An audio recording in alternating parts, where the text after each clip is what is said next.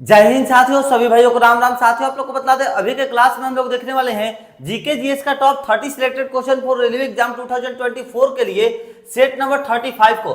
बता दें साथियों कि सेट नंबर 35 को कंप्लीट करने से पहले हम लोगों ने सेट नंबर 34 तक टोटल कंप्लीट कर दिया है। और जो भी कैंडिडेट्स हमारे चैनल पर नए विजिट किए हैं उनसे बतलाना चाहेंगे दोस्त, हम आप लोग को कुछ इस प्रकार के सिलेक्टेड क्वेश्चंस कवर कराते हैं जो कि रेलवे के द्वारा प्रीवियस ईयर में 4-4 बार 5-5 बार पूछे गए क्वेश्चन रहते हैं। और कोई कोई क्वेश्चन तो ऐसा भी देखने को मिलता है हम लोग को कि रेलवे के द्वारा 8-8 बार एक ही क्वेश्चन को रिपीट किया रहता है। तो साथियों, ये तो हो गया सबसे पहला नंबर टॉपिक हम लोग का प्रीवियस ईयर वाला क्वेश्चन। दूसरा टॉपिक रहता है हम लोग का टीसीएस पैटर्न पर आधारित क्वेश्चन। देखिए, टीसीएस का पैटर्न का इसलिए हम क्वेश्चन आप लोग को कवर कराते हैं क्योंकि साल 2024 में जो आप लोग की रेलवे की एग्जाम है वो टीसीएस ही कंडक्ट कराने वाली, टीसीएस ही आप लोग की एग्जाम लेने वाली है साथियों। तो टीसीएस पैटर्न का जितना भी क्वेश्चन रहता है हम आप लोग को वो भी क्वेश्चन कवर कराते हैं क्योंकि आगामी एग्जाम के पॉइंट ऑफ व्यू से बहुत ज्यादा इंपॉर्टेंट अभी साबित होने वाला है प्रीवियस ईयर का क्वेश्चन और टीसीएस वाला क्वेश्चन। तो चलिए साथियों, अब हम लोग बिना किसी तरीके से अपने क्लास को स्टार्ट कर लेते हैं। और अगर आप लोग सेट नंबर 34 तक क्लासेस को वॉच करना चाहते हैं जो पहले हम लोगों ने कंप्लीट कर लिया है, तो इस वीडियो को डिस्क्रिप्शन में आप लोगों के लिए लिंक हम प्रोवाइड करा दिए हैं, जाकर के सभी भाई लोग सभी क्लासेस पहले के क्लासेस को वॉच कर लीजिएगा। और इसी प्रकार से साइंस का हम लोगों ने सेट नंबर 84 तक टोटल क्लास कंप्लीट कर लिया है, इसका भी लिंक हम आप लोग को इस वीडियो के डिस्क्रिप्शन में प्रोवाइड करा दिए हैं दोस्तों।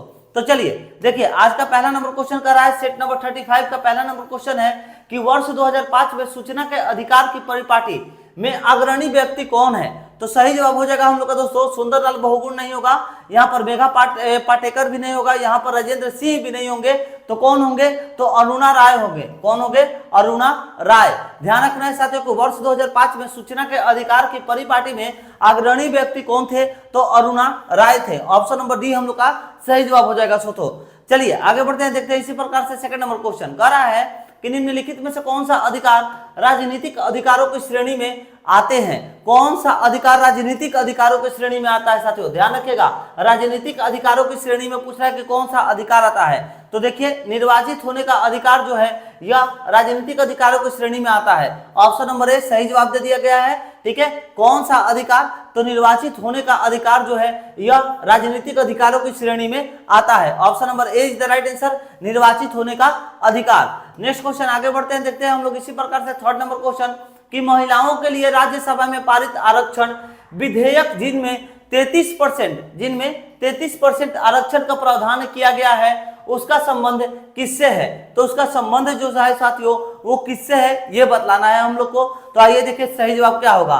संसद, हाँ साथियों संसद से तो है और भी कुछ होगा यहाँ पर, मगर संसद एवं विधानसभा। जी हाँ साथियों, option number B is the right answer, संसद और विधानसभा दोनों होगा दोस्तों। ठीक है, महिलाओं के लिए राज्यसभा में पारित आरक्षण विधेयक जिनमें 33% आरक्षण का प्रावधान किया गया है उनका संबंध किससे है? तो उनका संबंध संसद और फिर विधानसभा दोनों से है। Option number B is the right answer. Next question है 4 नंबर क्वेश्चन, चतुर्थ स्तंभ यानी कि फोर्थ स्टेट शीर्षक पद का प्रयोग निम्न में से किसे इंगित करने के लिए होता है।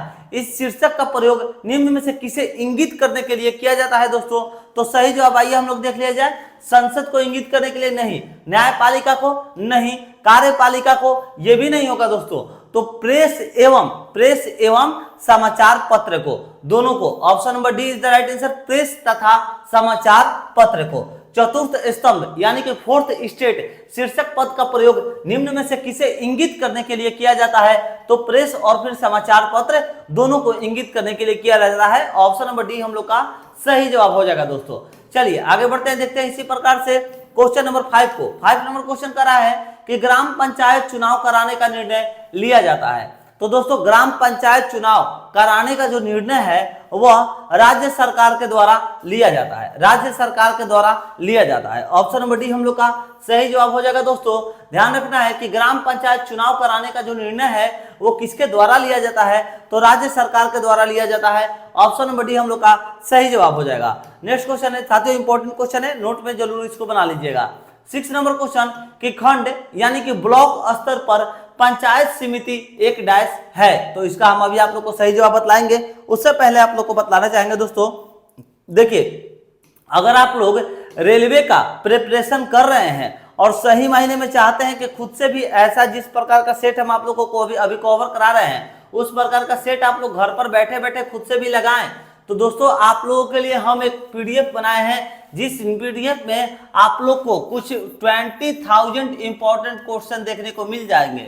ठीक है साथियों, आप लोग के लिए हमने एक मास्टर पीडीएफ मास्टर नोट्स उपलब्ध कराया है। इस नोट्स में दोस्तों आप लोगों को 20,000 से भी ज्यादा क्वेश्चन देखने को मिलेंगे। और इस क्वेश्चन में साथियों ये स्पेशली आप लोग को बता दें, देखिए प्रीवियस ईयर और टीसीएस और एनसीईआरटी और कोटा वाला क्वेश्चन जो रेलवे के द्वारा इंटरनल एग्जाम दिया जाता है पोस्ट को इंक्रीज करने के लिए, वो चारों पैटर्न के क्वेश्चन आप लोग के लिए हमने इसमें डाला है। ठीक है, और बता दे साथियों इसमें हम आप लोग को सब्जेक्ट वाइज अलग अलग पीडीएफ अरेंज कर दिए हैं। जैसे में अगर आप लोग देखिएगा तो इस 20,000 क्वेश्चन के साथ साथ साइंस में आप लोग का जो है साइंस का 4,000 प्लस क्वेश्चन है, और जीके का इसमें अगर हम लोग बात कर ले तो जीके का 8,000 प्लस क्वेश्चन है। स्टैटिक जीके का दोस्तों इसमें आप लोग से बात करें तो 2,000 क्वेश्चन है। इसी प्रकार मैथ और इसी प्रकार रीजनिंग, यानी कि रेलवे के सभी सब्जेक्ट के लिए मैंने स्पेशली एक रामबाण पीडीएफ आप लोग के लिए अरेंज कर दिया है, जिसमें सारा प्रीवियस ईयर का क्वेश्चन कवर कराया गया है, टीसीएस का क्वेश्चन, एनसीईआरटी का क्वेश्चन, और इसी प्रकार जो आगे आप लोग की कोटा में वाला एग्जाम होता है वो सारे क्वेश्चन मैंने इसमें आप लोग के लिए कवर कराए हैं। अगर आप लोग ये पीडीएफ ले लेते हैं तो दोस्तों आप लोगों के लिए रामबाण नोट से साबित होंगे, रामबाण पीडीएफ साबित होंगे साल 2024 में रेलवे एग्जाम के लिए। अगर आप लोग इसमें क्वेश्चन देखिएगा तो आप लोग देख सकते हैं, एग्जाम्पल के तौर पर मैंने रेलवे से संबंधित एक आप लोग के लिए छोटा सा नोट्स यहाँ आप लोग के सामने प्रस्तुत किया है, जिसमें दिया गया है कि पूर्वोत्तर रेलवे का मुख्यालय कहाँ पर स्थित है। मालूम है आप लोग को? इसका जवाब पीडीएफ में आप लोग को मिलेगा दोस्तों। अगर आप लोग पीडीएफ लेते हैं तो उसमें आप लोग को जवाब मिलेगा। आगे देखिए, दक्षिण रेलवे का मुख्यालय कहाँ स्थित है। ऐसे ऐसे रिलेटेड क्वेश्चन जो है आप लोग के रेलवे के एग्जाम्स में पूछते हैं दोस्तों। तो अगर आप लोग चाहते हैं कि सही मायने में साल 2024 में रेलवे में जॉब ले लेना है किसी भी सूरत में, तो आप लोग इस नोट्स को जरूर ले लीजिएगा। आप लोग के आगामी एग्जाम्स के लिए रामबाण साबित होंगे साथियों ये नोट्स। ठीक है, इस नंबर पर क्या करना है, आप लोग को व्हाट्सएप कर लेना है दोस्तों। ठीक है, व्हाट्सएप कर लीजिएगा इस नंबर पर। व्हाट्सएप करने के बाद आप लोग को कहना होगा कि भैया मैं 20,000 प्लस जो क्वेश्चन बनाया गया है रेलवे के लिए स्पेशल नोट्स, वो नोट्स हमें प्राप्त करवा दीजिए। कितना क्वेश्चन है? 20,000 प्लस। और इस नोट्स के लिए आप लोग को सिर्फ और सिर्फ 70 रुपीज पे करने होंगे साथियों। मात्र 70 रुपए में रेलवे का पूरा आप लोग के लिए सब्जेक्ट, ऑल सब्जेक्ट का नोट्स बना करके स्पेशली हमने तैयार किया है। तो अगर आप लोग लेना चाहते हैं तो व्हाट्सएप जरूर से जरूर कर लीजिएगा दोस्तों। आइए देखिए 6 नंबर क्वेश्चन, खंड यानी कि ब्लॉक स्तर पर पंचायत समिति एक डैश है। एक क्या है दोस्तों? तो एक प्रशासनिक प्राधिकरण है, एक प्रशासनिक प्राधिकरण है। ऑप्शन नंबर ए सही जवाब होगा दोस्तों। खंड यानी कि ब्लॉक स्तर पर पंचायत समिति एक क्या है? तो प्रशासनिक प्राधिकरण है। ऑप्शन नंबर ए हम लोग का सही जवाब होगा। स्क्रीनशॉट ले लीजिए, ये क्वेश्चन भी आप लोग के लिए इंपॉर्टेंट है, और आप लोग अगर चाहें तो व्हाट्सएप करके नोट्स भी ले लीजिएगा दोस्तों। इंपॉर्टेंट नोट्स है, आप लोग के आगामी एग्जाम के पॉइंट ऑफ व्यू से तैयार किया गया है।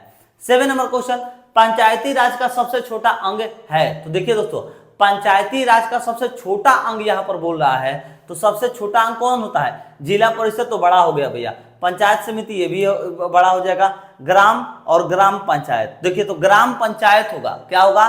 ग्राम नहीं होता है, ग्राम पंचायत होता है। Option number D is the right answer. ठीक है, पंचायती राज का सबसे छोटा अंग कौन सा है? तो ग्राम पंचायत है। पंचायती राज का सबसे छोटा अंग कौन सा है? तो ग्राम पंचायत। ऑप्शन नंबर डी सही जवाब होगा। नेक्स्ट क्वेश्चन है 8 नंबर क्वेश्चन, भारतीय संविधान के किस अनुच्छेद में राज्य को ग्राम पंचायत के संगठन का निर्देश से दिया गया है? राज्य को साथियों, तो सही जवाब आइए हम लोग देख लेते हैं। अनुच्छेद 40 में होगा। किस में होगा?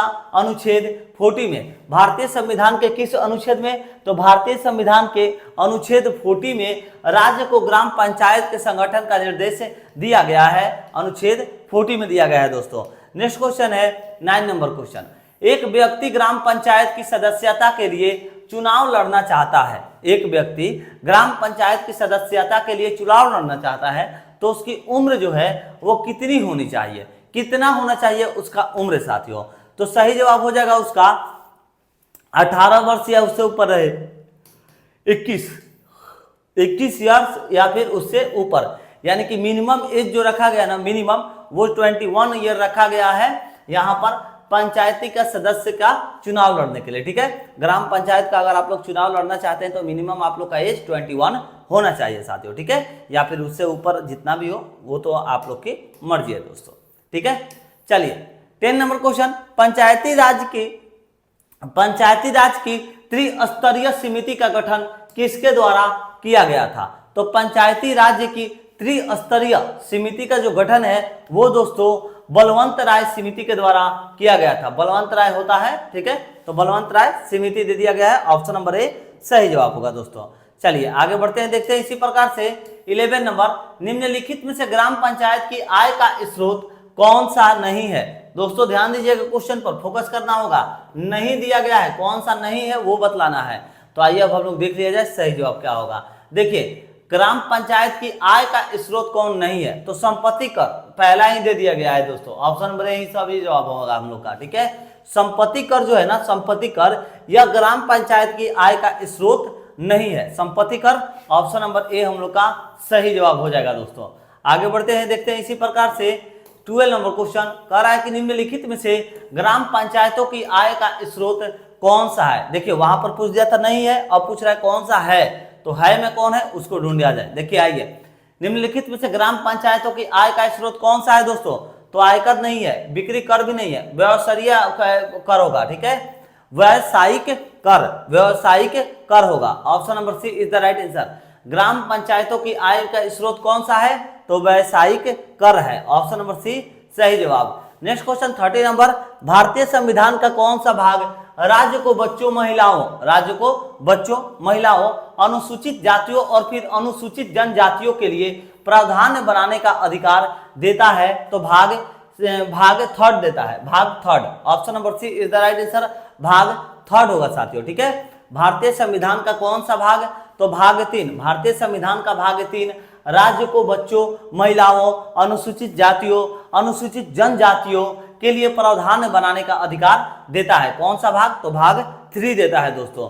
नेक्स्ट क्वेश्चन है 40 नंबर क्वेश्चन कह रहा है कि भारतीय संविधान के निम्नलिखित किस भाग के तहत में गोपनीयता के अधिकार का उल्लेख किया गया है? तो दोस्तों इसका सही जवाब हो जाएगा, इसका भी सही जवाब होगा भाग 3, ठीक है। भारतीय संविधान के निम्नलिखित में से किस भाग के तहत, कौन से भाग के तहत? तो भाग 3 के तहत गोपनीयता के अधिकार का उल्लेख किया गया है। Option number C is the right answer, भाग 3 होगा दोस्तों। नेक्स्ट क्वेश्चन है 50 नंबर, निजता का अधिकार भारत के संविधान के निम्नलिखित में से किस भाग का एक अभिन्न अंग है? भारत के संविधान के निम्नलिखित में से कौन से भाग का अभिन्न अंग है? तो सही जवाब होगा निजता का जो अधिकार है दोस्तों यह मौलिक अधिकार में होगा। Option number A is the right answer. ध्यान रखना है कि निजता का अधिकार भारत के संविधान के निम्नलिखित में से मौलिक अधिकार कौन से? तो भारत के संविधान के मौलिक अधिकार भाग का एक अभिन्न अंग है। कौन सा अभिन्न अंग है? तो निजता का अधिकार जो है यह भारत के संविधान के मौलिक अधिकार का एक अभिन्न अंग है। Option number A is the right answer. Next question है 60 नंबर क्वेश्चन। दोस्त आप लोग से एक बार प्यार से निवेदन करना चाहेंगे हमारे छोटे भाई, अगर आप लोग को क्लासेस अच्छी लग रही हैं, रोजाना क्लास करना चाहते हैं तो चैनल को सब्सक्राइब करके बेल आइकन दबाइए, और वीडियो अच्छा लग रहा है दोस्तों तो प्लीज एक बार अपने सोशल आईडी पर हमारे वीडियो को शेयर कर दीजिएगा, पोस्ट कर दीजिएगा। और जितने भी भाई आप लोग के रेलवे की प्रिपरेशन कर रहे हैं उनके पास प्लीज से प्लीज वीडियो को शेयर जरूर कर दीजिएगा। हमारे छोटे भाइयों आप लोग से इतना तो निवेदन कर ही सकते हैं दोस्तों। और अगर आप लोग नोट्स ले लिए हैं तो नोट्स को कम से कम 2 बार किसी भी हालात में पढ़ जाइएगा, 2 बार किसी भी हालात में उसको पूरा पढ़ जाइएगा, ठीक है। सिर्फ लेकर के मोबाइल में नत रखिए भाई, पूरा उसको कम से कम 2 बार पढ़ जाइए ताकि आप लोग का रेलवे का एग्जाम आसानी से क्रैक हो सके दोस्तों। और अगर आप लोग चैनल पर नहीं विजिट किए, नोट्स नहीं लिए हैं तो नोट्स को जरूर लीजिएगा, इंपॉर्टेंट नोट्स है आप लोग के लिए। 60 नंबर, भारतीय संविधान में पंचायत के लिए कितने विषय स्वत्वाधिकारी तथा सूचीबद्ध है? स्वत्वाधिकारी तथा सूचीबद्ध है। तो सही जवाब हो जाएगा हम लोग का दोस्तों। देखिए 33 तो नहीं होगा, कौन सा होगा? हाँ 29 होगा। Option number B is the right answer, 29 सही जवाब होगा दोस्तों। भारतीय संविधान में पंचायत के लिए कितने विषय स्वत्वाधिकारी तथा सूचीबद्ध है? तो 29 है। Option number B is the right answer, 29 है दोस्तों। नेक्स्ट क्वेश्चन 70 नंबर क्वेश्चन, भारतीय संविधान में संवैधानिक संशोधनों के माध्यम से कितने विकास एवं कल्याण संबंधी विषयों को राज्य से पंचायती राज संस्था के स्थानांतरित किया गया है दोस्तों? तो सही जवाब क्या हो जाएगा, हम लोग का सही जवाब होगा इसका भी 29 ही होगा दोस्तों, इसका भी 29 होगा। भारतीय संविधान में संवैधानिक संशोधन के माध्यम से कितने विकास एवं कल्याण संबंधी विषयों को राज्य के पंचायती राज्य स्थान में स्थानांतरित किया गया है, तो 29 को किया गया है। ऑप्शन नंबर ए सही जवाब होगा दोस्तों। नेक्स्ट क्वेश्चन है 80 नंबर, पंचायती राज व्यवस्था सबसे पहले भारत के किस राज्य में लागू की गई थी? तो पंचायती राज व्यवस्था जो है वो सबसे पहले भारत के राजस्थान राज्य में लागू किया गया था। नेक्स्ट क्वेश्चन है 90 नंबर क्वेश्चन, इनमें से कौन सा मौलिक अधिकार भारतीय संविधान के अनुच्छेद 16 में शामिल है? कौन सा मौलिक अधिकार पूछ रहा है कि भारतीय अनुच्छेद के 16 में शामिल है? तो देखिए दोस्तों, लोक नियोजन में अवसर की क्षमता, लोक नियोजन में अवसर की क्षमता, ऑप्शन नंबर ए हम लोग का सही जवाब हो जाएगा। लोक नियोजन में अवसर का जो क्षमता है यह मौलिक अधिकार भारतीय संविधान के अनुच्छेद 16 में शामिल है। नेक्स्ट क्वेश्चन है 20 नंबर, निम्नलिखित में से किसका निर्वाचन नगर निगम में होता है? दोस्तों तो निर्वाचन जो कि नगर निगम में होता है, आप लोग सुने ही होंगे भैया, सुरक्षा कर्मचारी वर्ग का नहीं, आयुक्त का भी नहीं, प्रशासनिक कर्मचारी वर्ग का भी नहीं, वार्ड पार्षद सुने हैं ना, पार्षद हम लोग का सही जवाब होगा, जिसका कि निर्वाचन नगर निगम में होता है। Option number D is the right answer, पार्षद। नेक्स्ट क्वेश्चन है 21 नंबर, भारतीय संघ की कार्यकारिणी, भारतीय संघ की कार्यकारिणी का संवैधानिक प्रमुख है? तो भारतीय संघ की कार्यकारिणी का संवैधानिक प्रमुख कौन सा होगा दोस्तों? तो संवैधानिक प्रमुख जो है वह राष्ट्रपति होते हैं। कौन होते हैं? राष्ट्रपति। Option number A is the right answer, राष्ट्रपति। भारतीय संघ की कार्यकारिणी का संवैधानिक प्रमुख कौन होते हैं? तो राष्ट्रपति होते हैं। नेक्स्ट क्वेश्चन है 22 नंबर क्वेश्चन, भारत के राष्ट्रपति का चुनाव किसके द्वारा किया जाता है? तो भारत के राष्ट्रपति का चुनाव जो है वो दोस्तों किसके द्वारा किया जाता है? तो देखिए, प्रत्यक्ष चुनाव के द्वारा नहीं, संसद के सदस्यों के भी द्वारा नहीं, सार्वभौमिक व्यवस्थक मताधिकार प्रणाली के द्वारा भी नहीं, निर्वाचन मंडल के द्वारा। किसके द्वारा? निर्वाचक मंडल के द्वारा किया जाता है दोस्तों। ठीक है, ध्यान रखना है कि भारत के राष्ट्रपति का चुनाव किसके द्वारा किया जाता है?